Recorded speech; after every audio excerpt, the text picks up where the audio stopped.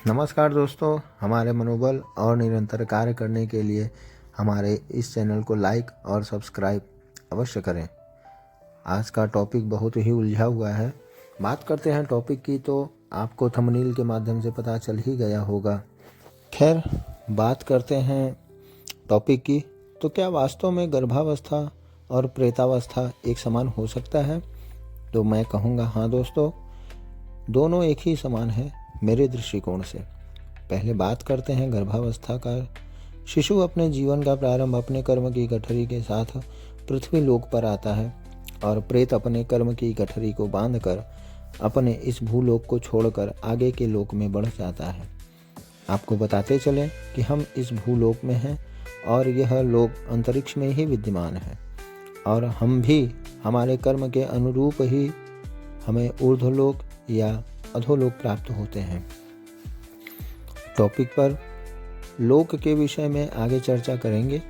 शिशु का भी गर्भावस्था तक इस लोक में कोई नहीं होता और प्रेत का भी कोई नहीं होता।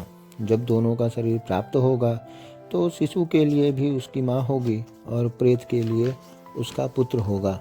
गर्भ में आने के पश्चात शिशु का मांस के अनुसार अलग अलग मांस में शरीर के अलग अलग अंश विकसित होते हैं और ठीक वैसे ही प्रेत की शरीर के लिए उसके पुत्र के द्वारा दिए हुए पिंड से अलग अलग अंग विकसित होते हैं। पुत्र के द्वारा प्रेत को 10 दिन में जो पिंड दान करते हैं वो शरीर के अंग की संज्ञा से ही प्रदान करते हैं।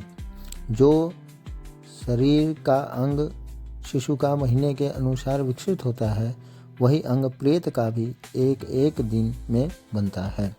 इस विषय पर चर्चा बाद में करते हुए अब बता दें कि आपको कि शिशु का गर्भावस्था 9 महीने का होता है और प्रेतावस्था का काल भी 9 दिन का ही होता है। 10वें महीने में शिशु को भूलोक प्राप्त हो जाता है और प्रेत 10वें दिन के पिंड से शरीर प्राप्त करके अपने कर्म की प्रेरणा से आगे का सफ़र प्रारंभ करता है और शिशु भी अपना सफ़र प्रारंभ करता है। अब बात करते हैं कि गर्भावस्था में माँ के द्वारा यह ध्यान दिया जाता है कि हमारे शिशु को अच्छा संस्कार, ज्ञान, आचरण आदि की प्राप्ति हो। उसके लिए उस माँ को बड़ों के द्वारा या घर में जो भी बड़े महिला जैसे माँ, दादी हैं, विशेष ध्यान रखा जाता है। उस माँ को ज़्यादा बाहर सैर करने के लिए नहीं जाने देते। लोगों से अधिक बात करने भी नहीं दिया जाता। अधिक चंचलता के व्यवहार के लिए भी मना किया जाता है। हमेशा प्रसन्न रहना और पॉजिटिव रहना, निरंतर भगवान का ध्यान करना और उल्टा सीधा न खाना पीना, ये सब उस गर्भस्थ शिशु के लिए ही करती हैं।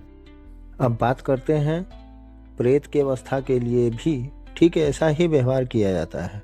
जिस पुत्र ने अपने पिता के कंधे पर बैठकर जीवन का प्रारंभ किया, उसी पुत्र के द्वारा दग्ध उस पिता को यह आशा रहता है कि मेरे पुत्र मेरे लिए व्रत नियम के साथ मुझे इस प्रेतावस्था से मुक्त कराकर एक अच्छे स्थान और उत्तम योनि के शरीर को धारण कराए। उस पुत्र को भी धर्म गर्भ को धारण किए उस माँ के समान ही रहता है।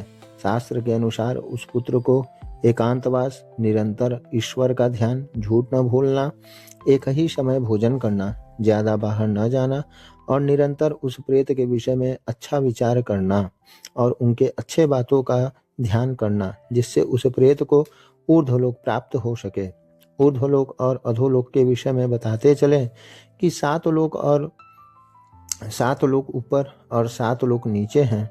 ऊर्ध्वलोक में भूलोक, भुवलोक, स्वर्लोक, महलोक, जनहलोक, तपहलोक, सत्यमलोक और नीचे के जो धरती से भी नीचे हैं अतल, वितल, सुतल, तलातल, महातल, रसातल और पाताल, ये नीचे के 7 लोक हैं। अपने कर्म से ही हमें ये लोक प्राप्त होते हैं।